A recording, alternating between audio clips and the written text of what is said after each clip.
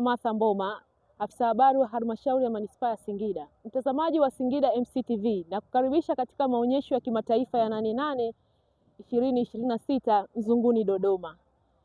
Na wakaribisha wananchi wote katika vipando vya halmashauri ya manispaa ya Singida waje kujifunza kuhusiana na mazao ambayo yanazalishwa ndani ya halmashauri ya manispaa ya Singida, ikiwemo alizeti, mtama pamoja na vitunguu.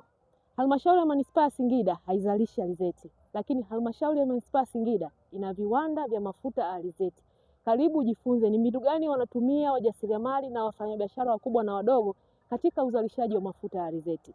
Karibu katika vipando vya halmashauri ya manispaa ya Singida, karibu katika banda la wajasiriamali la halmashauri ya manispaa ya Singida. Kwa majina naitwa Godfrey Lokatare, ni afisa kilimo manispaa ya Singida. Niko hapa kwa ajili ya kutoa elimu ya uzalishaji wa mazao mbalimbali kwa wakulima katika maeneo haya ya 88. Na hapa tuna mazao matatu ambapo ni vitunguu, tunalima vitunguu, lakini pia tuna mtama pamoja na alizeti ambayo unaiona hapa.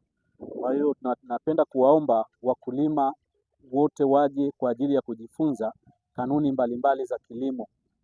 Maana kama wakulima hawatapata fursa ya kuja hapa na kujifunza hizi kanuni, wataendelea kulima katika mazingira yale yale ambayo wanalima kila mwaka, na matokeo yake ni kwamba inakuwa ni vigumu kuongeza tija. Kwa hiyo waje hapa tuweze kuwafundisha mbinu mbalimbali za kulima alizeti ili kusudi waweze kupata mafuta mengi zaidi.